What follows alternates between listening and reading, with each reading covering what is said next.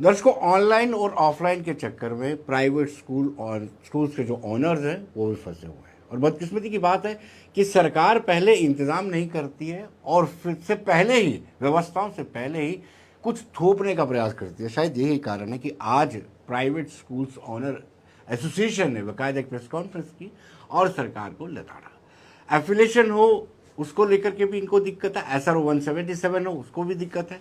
और साथ में साथ अगर सरकार स्टेक होल्डर्स को बुला करके मीटिंग लेती है और मीटिंग में जो मिनट्स ऑफ द मीटिंग्स हैं उस पर जो अमल में नहीं लाया जाता, तो स्वाभाविक सी बात है नाराजगी तो वाजिब होगी। मैं आप इसे जानना चाहूंगा, क्या मुद्दा था आपका मेन? आज जो हमने प्रेस रिकॉग्निशन और एफिलिएशन का मुद्दा जो था, बेसिकली पिछले 1.5 साल से कोई भी एफिलिएशन की मीटिंग और रिकग्निशन की मीटिंग नहीं हुई, जबकि SRO 292 में क्लियरली लिखा हुआ है कि हर मतलब जब भी आप अपनी फ़ाइल अप्लाई करते हैं, जब फाइल आपकी फ़ाइल पूरी तरह से कंप्लीट बोर्ड में पहुंच जाती है, उसके 75 डेज़ के अंदर अंदर आपको ये प्रोसेस हर हालत में कंप्लीट करना है। ये है मैक्सिमम 75 दिन। लेकिन अभी बड़े अफसोस की बात है कि 1.5 साल से किसी भी स्कूल को रिकग्निशन एफिलिएशन नहीं हुई, किसी स्कूल की भी नहीं। अब इसका इम्पैक्ट देखिए क्या पड़ रहा है, क्योंकि जैसे मान लो किसी स्कूल की जो एफिलिएशन या रिकग्निशन ख़त्म थी 2022 में, मार्च 2022 में, ठीक है जी, वो ख़त्म हो गई। अब जब तक वो एफिलिएशन या रिकग्निशन नहीं होगी तब तक उसका परमिट रिन्यू नहीं हो सकता स्कूल का, गाड़ियों का जी, उसकी फिटनेस नहीं हो सकती। ठीक है जी। आप कोई भी बच्चा किसी एडमिशन लेने जाता है किसी स्कूल में, सबसे पहले देखता है बताओ भाई आपकी रिकग्निशन किस क्लास तक है, अपना सर्टिफिकेट दिखाओ। अब ऑफ कोर्स स्कूल की कोई गलती नहीं है, लेकिन गवर्नमेंट की डिले की वजह से अब वहाँ पे एक तो उनका वो भी फाइन लगेगा। नेग्लिजेंसी क्यों है, इतनी लापरवाही क्यों? क्योंकि प्राइवेट प्लेयर जो होता है उनका बड़ा रोल रहता है किसी भी सेक्टर में, चाहे हेल्थ सेक्टर हो, एजुकेशन सेक्टर, हर एक सेक्टर में प्राइवेट प्लेयर का अहम भूमिका रहती है। मुझे देखिए बड़े अफसोस के साथ कहना पड़ता है कि पूरे जम्मू कश्मीर यूटी में करीब करीब 7,000 टू 7,500 के बीच में स्कूल है, ठीक है। कम से कम भी इसमें 12-13 लाख बच्चा जो है स्टूडेंट पढ़ते हैं, लेकिन उसके बावजूद भी जो गवर्नमेंट जो है प्राइवेट सेक्टर को सीरियस लेती नहीं है। हम कभी मेल भेजते हैं तो बड़ी मुश्किल से मुलाकात होती है। तो ये बड़ा अफसोस के मुझे लगता है, देखिए इतनी बड़ी बात, एक एजुकेशन डिपार्टमेंट बना किसके लिए है? अगर वो अब मान लो रिकग्निशन ही नहीं है स्कूल के पास, इसका मतलब स्कूल इलीगल चल रहा है, तो इतने सारे हजारों लाखों का बच्चों का कैरियर दाव पे लग जाता है। मुझे लगता है कि जो नियम SRO में ये बनाते हैं उसके बिल्कुल अकॉर्डिंगली इनको एक्ट करना चाहिए। और देखिए स्कूल में हमारे लोगों पे इतनी फॉर्मेलिटियाँ थोप दी हुई हैं, तो बेचारे स्कूल वाले NOCs के चक्कर में फिरते ही रहते हैं। जबकि गवर्नमेंट ने ये समझना चाहिए, जब जिसके फाइल कंप्लीट है इमीडिएट उसको रिकग्नाइज एफिलिएट कर दो, ताकि वो अपने स्कूल में बैठ के बच्चों के ऊपर अच्छा ध्यान दे। और वैसे भी आजकल न्यू एजुकेशन पॉलिसी है, गवर्नमेंट को तो ये चाहिए था कि जितने प्राइवेट स्कूल है भाई, न्यू एजुकेशन पॉलिसी तो सबने इम्प्लीमेंट करनी ना, और बड़ी बढ़िया पॉलिसी है, तो उसके बारे में सेमिनार्स होते, लोगों जो प्राइवेट स्टेक होल्डर हैं उनसे डिस्कशंस होती। वो तो अभी तक कुछ हुआ नहीं, उल्टे जो इरेलीवेंट बातें हैं उसके ऊपर ज़्यादा ध्यान दिया जा रहा है। मैं आपसे जानना चाहूँगा कि मीटिंग होती है, principal secretary education BK Singh वहाँ मौजूद रहते हैं, बड़े जो भी स्टेक होल्डर्स हैं वहाँ पे मौजूद रहते हैं, ऑलमोस्ट कंसेंसस बनता है कि 5-10 साल के लिए रिकॉग्निशन और एफिलिएशन होनी चाहिए, और उसके बाद अमल नहीं होता। कितना बुरा लगता है, आपका टाइम वेस्ट हुआ। जी, हम तो सिर्फ पढ़ाने की तरफ ध्यान देना चाहते हैं जी। हम कभी भी नहीं चाहते ऑफिस से उठ के हम एक ऑफिस से दूसरे ऑफिस तीसरे ऑफिस चलते जाएं। जबकि प्रेजेंट गवर्नमेंट की जो सेंट्रल गवर्नमेंट की देखें तो ईज़ ऑफ डूइंग बिजनेस पे कंसंट्रेट किया जा रहा है, पर वहीं J&K में इससे बिल्कुल विपरीत होता है जी। बजाय हमें इस तरह की कि हम क्वालिटी एजुकेशन पे ध्यान दें, हमारा सारा फोकस किस तरफ चला जाता है, एक NOC दूसरी NOC। अब तो यहाँ तक हो गया कि हमें पटवारी के दफ्तर के भी चक्कर काटने पड़ रहे हैं। चलिए, रेवेन्यू वालों से मिलोगे तो आपको पता चल जाएगा कहाँ सरकार कहाँ खड़ी है। दिक्कत ये है कि एक प्रिंसिपल चेयर से उठ के पटवारी के ऑफिस में जाता है, तो आप खुद समझ सकते हैं कि जो छोटे छोटे कामों के लिए अगर वहाँ पे हमें जाना पड़े तो क्या स्कूल हम चला सकते हैं? हम स्कूल कभी नहीं चला सकते। प्रेजेंट सिचुएशन हमारी यही है जी। या क्यों रेलेवेंस लगता है आपको इसमें मुझे कि नहीं आप लगता। वो अपनी जगह के कागज भी उनको दिखाएं और फिर आप नायब तहसीलदार, पटवारी और तहसीलदार के पास जाएं, एक वहां पर दफ्तरों के चक्कर काटेंगे? मुझे लगता है ज़्यादा इसमें रेलिवेंस कोई नहीं है। बेसिकली इसकी वजह क्या होगी, क्यों मांगे होंगे डॉक्यूमेंट्स? मुझे नहीं समझ आई कि क्यों, जबकि देखिए स्कूल जो है ना सर, ये नॉन कमर्शियल में आता है। तो जब गवर्नमेंट ने इसको नॉन कमर्शियल में रखा है, तो मान लो अगर किसी स्कूल के पास स्टेट लैंड भी है, तो हमारी ये रिक्वेस्ट है कि गवर्नमेंट जो है उसको या तो लीज पे दे दे या जो भी मार्केट रेट है उसका 20-25% उससे लेके तो स्कूल के लिए, स्कूल पर्पज के लिए स्कूल के मैनेजमेंट को हैंड ओवर कर देनी चाहिए ज़मीन। तो मुझे लगता है कि बड़े सारे इशू जो स्कूलों के जो आज परेशान भी हैं, क्योंकि एक स्कूल अगर 40 साल से चल रहा है, 40 साल पहले कैसा स्टेटस था, कैसे नियम थे, तो उसने वो 40 साल से एक अच्छे तरीके से बच्चों को एजुकेशन दे रहा है और समाज की नीड को भी पूरा कर रहा है। तो आज उसे बंद करना, मुझे लगता है कि ये नाइंसाफ़ी है उस स्कूल के साथ। वैसे भी गवर्नमेंट तो बाहर स्टेटों से भी इन्वाइट कर रही है कि आओ भाई इधर इन्वेस्टमेंट करो, स्कूल बनाओ, और उनको बड़े सारे स्कूलों को गवर्नमेंट ने फ्री ज़मीन भी दी हुई है। तो मुझे लगता है वैसे क्राइटेरिया में चलो फ्री नहीं भी दे गवर्नमेंट, अगर 20-25% जो भी मार्केट रेट होगा उसके हिसाब से करके तो स्कूलों को रेगुलराइज कर दे, ताकि वो भी बेचारे। कभी आपको ऐसा लगा कि सुटेला व्यवहार होता है? प्राइवेट स्कूलों में भी दो कैटेगरीज हैं, एक बड़े अमीर टाइप के स्कूल हैं, ब्रांडेड स्कूल हैं, और एक आपके छोटे स्कूल जो कैटर तो बड़ा अच्छा करते हैं लेकिन सरकार के सुतेले व्यवहार का शिकार होते हैं। बिल्कुल ठीक बोला आपने। आज जो मैं Sanjeet Sharma, general secretary private school coordination committee, आपके समक्ष जो आज हमने छोटी सी कॉन्फ्रेंस यहाँ पे रखी और आप लोगों का सहारा लेना पड़ा सरकार तक पहुँचने के लिए, अपनी आवाज़ सुनाने के लिए, क्योंकि रिपीटेडली हम लोगों ने अप्रोच किया लेकिन वहाँ से कोई पॉजिटिव रिस्पांस नहीं।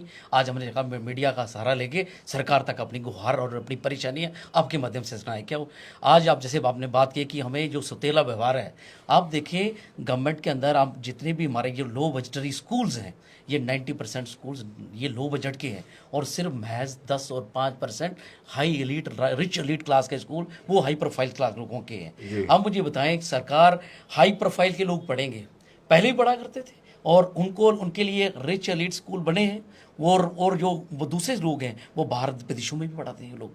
लेकिन जो 90% स्ट्रेटा ऑफ द सोसाइटी है वो कहाँ पढ़ता है? गरीब हमारे जैसे स्कूलों के में पढ़ता है। और हम लोगों ने अपने सारे लोग पढ़ लिख कर हमने एजुकेशन लाइन के अंदर ये लाइन चुनी और वहाँ पे स्कूल्स खोले, यहाँ पे स्कूल्स की ज़रूरत थी और उन स्ट्रेटा को हमने कैटर किया और बेहतर रिजल्ट्स और बेहतर क्वालिटी के रिजल्ट्स हमने प्राइवेट सेक्टर में प्रोड्यूस किए। और आज आप जम्मू कश्मीर के अंदर अगर भाई सरकार लूटती है कि हमारी बेहतर शिक्षा प्रणाली बढ़िया है जम्मू कश्मीर के as compared to the Punjab और अदर स्टेट्स के साथ है, तो कहीं ना कहीं ये प्राइवेट स्टेक होल्डर्स का कहीं ना कंट्रीब्यूशन था। लेकिन बदकिस्मती देखिए आज छोटे छोटे एनओसीज, आज एनओसी के लिए हमें दर बदर की ठोकरें खानी पड़ती है। आप देखें हमें ट्रैफिक एनओसी के लिए बोला जाता है, ट्रैफिक के लिए एनओसी लेने के लिए मुझे बताएं जो दूर दराज का किश्तवाड़ का इलाका है, मेरे रामनगर का इलाका है, जहाँ कोई बीच इंटीरियर इलाका यहाँ पे रोड्स तक नहीं है, तो हमें स्कूलों के लिए बोला जाता है वो ट्रैफिक एनओसी देना पड़ेगा स्कूल के लिए। भाई जिस जगह पे रोड प्रोवाइड नहीं कर पाए,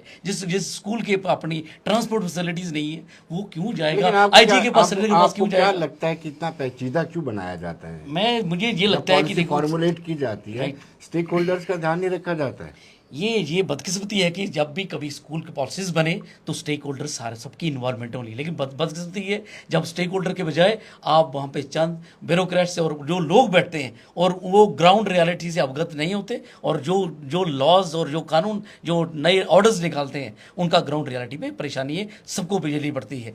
मैं अब आपको बात करूँ जम्मू कश्मीर के अंदर अब हमारे 90% जो गवर्नमेंट जो एक्सेकर्स है, जो गवर्नमेंट के बच्चा स्कूल में पढ़ता है उसका ऑन एवरेज 15,000 से 20,000 रुपये खर्च आता है और पर मंथ आता है। बेरेज की जो हमारी ऐसे स्कूल्स हैं इनका जो मंथली ट्यूशन फीस है वो लेस देन 1,000 रुपीज़ है। अब मुझे बताएं जो हमारे पास लोग पढ़ रहे हैं और गरीब लोग पढ़ रहे हैं, कोई ठेले वाला है, कोई दिहाड़ीदार है, कोई किसान का बच्चा पढ़ रहा है, अगर वो उसको शिक्षा अच्छी मिल गई हमारे लोगों से तो वो अपने रिसोर्सेज से पढ़ रहा है। लेकिन बेरेज की जो गवर्नमेंट में पढ़ रहा है वो 20,000 रुपये खर्च करता है। लेकिन गवर्नमेंट को ये सोचना चाहिए कि आपका रोल कहीं इन प्राइवेट स्कूल स्कूल वालों ने अदा किया, तो इन लोगों को फैसिलिटेट करना चाहिए था। Rather facilitation we are being pulled from one end to other end. ये किया था कि you have to go to this office there office, यही चक्कर में फंसे रहे हम लोग, और रादर देन कंसंट्रेटिंग ऑन साहब, जो इस वक्त एटीट्यूड है गवर्नमेंट का, एजुकेशन डिपार्टमेंट का, क्या आपको लगता है कि आपने गलत दिशा, गलत लाइन चुन ली? सर, पहले तो मैं आपका शुक्रिया करना चाहता हूँ। मैं Maninder Singh, ji, secretary of private school coordination committee Jammu and Kashmir. हमारे पेरेंट्स ने स्कूल शुरू किया, एजुकेशन लाइन से हम भी बिलोंग करते हैं और इसमें बहुत मेहनत की हमने स्टार्टिंग से। जस्ट कॉलेज पास किया तो स्कूल लाइन में लग गए बच्चों को पढ़ाने। जी, उसके बाद पोस्ट ग्रेजुएशन किया, बीएड किया, एमएड किया, लेकिन साथ साथ में हम बच्चों को पढ़ाते गए। जी, हमारा एक ही धर्म था कि हमने बच्चों को अच्छी शिक्षा देनी है, बच्चों को किसी हमने तालीम पे कहीं अच्छी पोस्ट पे पहुंचाना है। जी, चाहे वो जो भी किसी भी कैटेगरी से बच्चे हमारे पास आते हैं। बच्चे हमारे स्कूल से निकल के गए, हमारे प्राइवेट स्कूल से निकल के आईएएस किया, बच्चों ने केएस किया, अच्छे अच्छे पोजीशंस पे पहुंचे। दिन रात हमने खून पसीना बहाया, लेकिन आज गवर्नमेंट हमारे साथ जो सौतेला व्यवहार कर रही है, उस वजह से हमारे बहुत सारे स्कूल्स जो है उनके बंद हुए। और आज भी हमारे लिए काम करना इतना मुश्किल हो गया कि हम पढ़ाने की बजाय आज हम एक काफी ऑफिस सारे से स्कूल बंद भी हुए हैं। बंद उनके भी हुए। उनके भी यही कारण है कि नुक एंड कॉर्नर में जाना नुक एंड पड़ता है, कॉर्नर। छोटी छोटी एनओसीज के लिए लोग तंग पड़ जाते हैं। लोग तंग पड़ जाते हैं। एक नुक से दूसरी कॉर्नर, जो ऐसी ऐसी फॉर्मेलिटीज़ गवर्नमेंट ने रख दी जो आम स्कूल वाला पूरा ही नहीं कर सकता। और स्कूल वाले जो हैं पढ़ाने की जगह, वो एक जगह से दूसरी जगह भागते जा रहे हैं और उनका स्कूल को चलाना इतना मुश्किल हो गया है कि आज उनको स्कूल बंद करने पड़ रहे हैं। और एक जो युवा जिन्होंने स्कूल शुरू किए, कि सरकार ने तो नौकरियां दी नहीं, लोगों ने अपने दम पे स्कूल शुरू किए, छोटी छोटी अपने गैदरिंग्स करके कुछ पैसा इकट्ठा करके स्कूल शुरू किया कि चलो सेल्फ एम्प्लॉयमेंट जनरेट होगी। आज सरकार उसको भी बंद करने पे तुली हुई है। तो आप मेरे को बताइए, यहाँ तो सरकार हम लोगों को नौकरियां दे, तो हम स्कूल बंद करके सरकार की गोद में बैठ जाते हैं, लेकिन सरकार वो भी करने को तैयार नहीं है। झूठे वादे किए जाते हैं और उसके बाद उनको पूरा नहीं किया जाता। लास्ट सवाल आपसे कि नेक्स्ट कोर्स ऑफ एक्शन आपका क्या रहेगा? मैं एक बात और ऐड करना चाहूँगा। देखो, जैसे हमसे एक फायर सेफ्टी सर्टिफिकेट मांगा जाता है, प्राइवेट स्कूल सेक्टर से मांगा जाता है। अब मुझे बताएं, जो प्राइवेट स्कूल के अंदर पढ़ता है वो बच्चा है, उसकी फायर सेफ्टी सिक्योर करना, इंश्योर करना प्राइवेट सेक्टर का काम है। बेरज की जो बच्चा गवर्नमेंट इंस्टीट्यूशन के अंदर पढ़ता है, गवर्नमेंट स्कूल में पढ़ता है, क्या उसकी फायर सेफ्टी उनके नहीं पास चाहिए? नहीं है, उनके मतलब पास मैंने चेक किया फायर था, सेफ्टी, RTI लगा दी उनका फायर सेफ्टी इंतजाम उनको चाहिए। अब ये सुतेला व्यवहार क्यों? ये सरकार को कहीं ना कहीं इसका संज्ञान लेना चाहिए कि स्कूल्स मीन स्कूल्स, चाहे वो प्राइवेट सेक्टर है, 50% ऑफ द जो स्कूल गोइंग चिल्ड्रन है they are in the private sector के अंदर है, और 50% गवर्नमेंट सेक्टर के अंदर। क्या उनको क्या नजरिया डबल होना चाहिए? नहीं होना चाहिए। लेकिन ये बदकिस्मती, यही जैसे मैंने कहा, दूसरा सर्टिफिकेट हमसे मांगा जाता है, सिर्फ बिल्डिंग सेफ्टी सर्टिफिकेट हर साल देना। अब मुझे बताओ, एक पुल बनता है, जहाँ एक बिल्डिंग बनती है, उसका जो लाइफ होती है, क्या इंजीनियर निर्धारित करता है? जहाँ हमारे पास इंजीनियर आएगा, वो 1 साल का एनओसी हमें देगा और दूसरे साल वो नल एंड वाइड हो जाएगा। फिर हमें अगले साल जब रिजल्ट वहाँ पे काउंटर साइन करवाना है, वहाँ वो सीईओ और जेडीओ या उनको कंसर्न ऑफिसर कहेगा तुम्हारा एनओसी एक्सपायर हो गया, तुम्हारी परमिशन एक्सपायर। ये बद्दा मजाक नहीं है हमारे साथ। अब मुझे बताएं, कोई बिल्डिंग बनती है, क्या उसका एक्सपायरी डेट एक्सपायर साथ में रखा होता है? भाई 20 साल चलेगी, 25 साल चलेगी, 30 साल चलेगी, इंजीनियर डिसाइड करेंगे। लेकिन बदकिस्मती है कि सरकारों ने ये छोटी छोटी जो ये ऑर्डर्स लाके सारा परेशानी में डाल रखा है। जब से यूटी बनी है, लोगों को एक्सपेक्टेशन थी कि भारत सरकार, नरेंद्र मोदी की सरकार के अंदर जम्मू कश्मीर के अंदर एक रेवोल्यूशनरी चेंजेस आएंगी। लेकिन बदकिस्मती है, जो चेंजेज एक्सपेक्ट कर रहे थे, आज जो प्राइवेट सेक्टर खुद चल रहा था, लोग अपनी रोजी रोटी चला रहे थे, और एट द सेम टाइम हमने प्राइवेट जो एजुकेशन लोग थे उनके लिए भी कहीं ना कहीं रोजगार स्थापित किया था। लेकिन वो भी आज डोंट वर्क जा रहा है। चलिए, आप सबका बहुत बहुत शुक्रिया। हाँ जी, कोर्स ऑफ एक्शन की बात कर रहे हैं। जी जी जी, हाँ, जो कोर्स ऑफ एक्शन आपने बोला, हाँ, next course of action, yes.